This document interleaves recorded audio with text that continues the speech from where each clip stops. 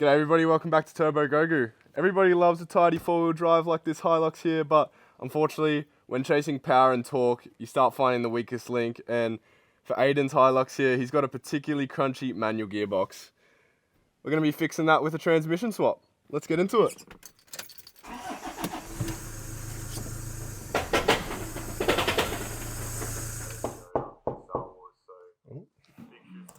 What's that?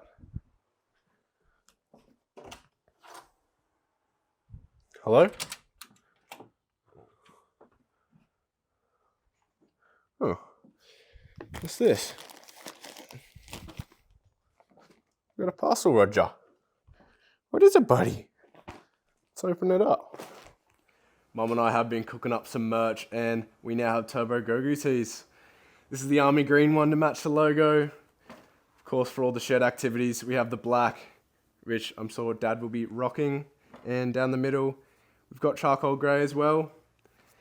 It is getting into the winter months in Australia, and I know we all can't handle the 15-degree weather, so we do have jumpers too. All that gear is now available on alliedperformanceprojects.com, and just wanted to thank everybody for the support so far. Let's check out Aden's Hilux. This is Aden's 2014 Toyota Hilux. It's got a 1KD in it, which is a turbocharged 3-litre Toyota diesel engine. These are quite a good engine. They respond pretty well to mods.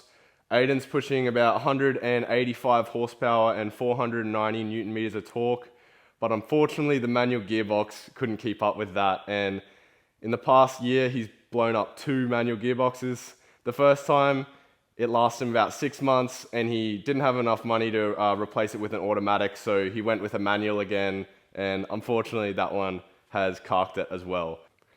The earlier Hiluxes came with 4-speed automatic transmissions, and these newer ones had 5 speeds in them. However, we're going with the 4-speed A340 because it can be manualized, and because this car, being a manual from factory, doesn't have a TCU or automatic wiring, it's just far simpler to throw a manualized A340 in it. Aden's away at work, and I have to go back to uni, so Dad and Aden's dad, who have been mates since primary school, are going to be in the shed, and they're going to put that transmission in. While Dad and Face pull apart the old box, I thought I'd make a quick note to say that I won't be able to upload for a few weeks in preparation for my uni finals. It will be worth its while, as I'll be checking out the ridiculous 750 horsepower EJ25 swapped 86 Dad has been building over the past few months in the shed. Once the case was apart, we could see what was left of the shredded input shaft that usually drives the countershaft.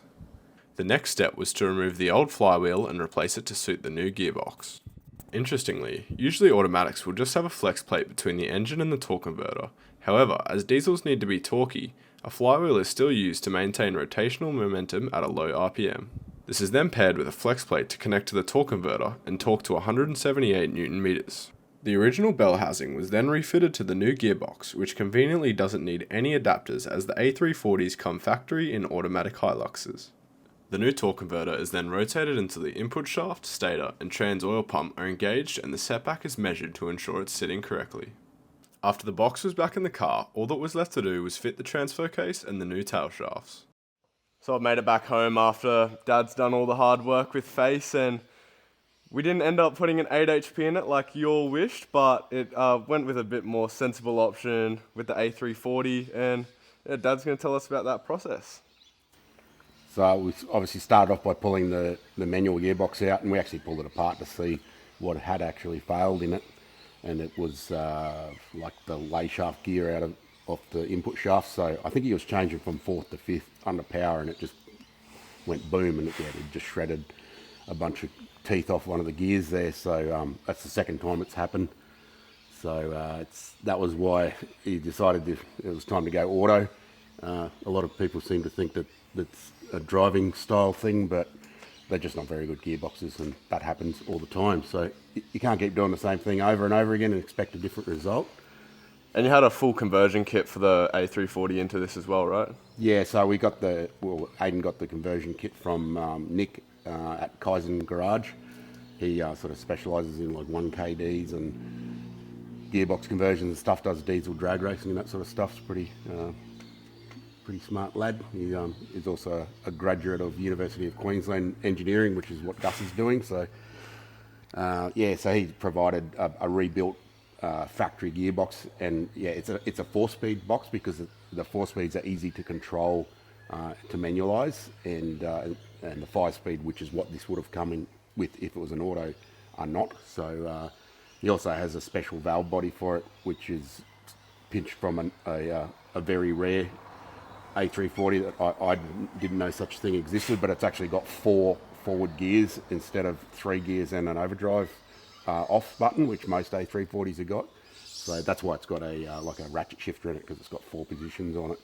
And yeah, I guess that sort of simplifies the operation as far as wiring and that sort of thing goes as well. It comes with a little wiring loom, which is does the manualizing basically. It's still got solenoids and stuff, but it's basically whatever gear position you're in, it operates the solenoids to give you that gear, which is a pretty common sort of way of doing it. Most of the other stuff is pretty much factory, so it fitted pretty easily. We just sort of used common sense and chucked it in there, and it seemed to work all right. Obviously, tail shafts are different. The gearbox is a bit longer, so we got some tail shafts from a place in Brisbane and bolted them in. So other than that, the transmission cooler is we chose to mount that up under the tray at the back just to save. It's got intercoolers and stuff at the front, so it usually gets pretty crowded, so we put it up the back. It's got a fan on it, so we also to control that fan, I used a Davies Craig thermofan controller, which is normally for like engine coolant, but we used an adapter on the cooler out pipe, so from the pump going out to the oil cooler, and put the temperature sensor in there, so it's under the bonnet. It displays the temperature of the trans and basically switches the fans on about 85-degree trans temp, so that seems to work pretty good. Well, it looks like Aden's pretty happy with it. You guys took it for a drive the other day. Yeah, it took him a little bit to get used to the not clutch thing. I don't think he's ever had an auto, so yeah, it took him a little bit of getting used to, and we sort of checked everything over and made sure the fluid levels were right and everything, and it's working pretty good. It'll be all the better for climbing up hills and stuff like that. And I also mentioned he probably needs more power now because it's not going to break. So it was basically tuned to what the level it was tuned to, because the tuner, which is Just Autos, knows that the gearboxes will break. And some people might keep them alive, but when you're a 21-year-old, is probably going to be the worst enemy of a manual gearbox that's on the edge. And this is proof of that. Sounds like the next episode's a bigger turbo then. Yeah, maybe. Well, it was a short and sweet one this week, and thank you all for watching, and this has been Turbo Grogu. Stay tuned for the next one. Speak. Speak. Good boy.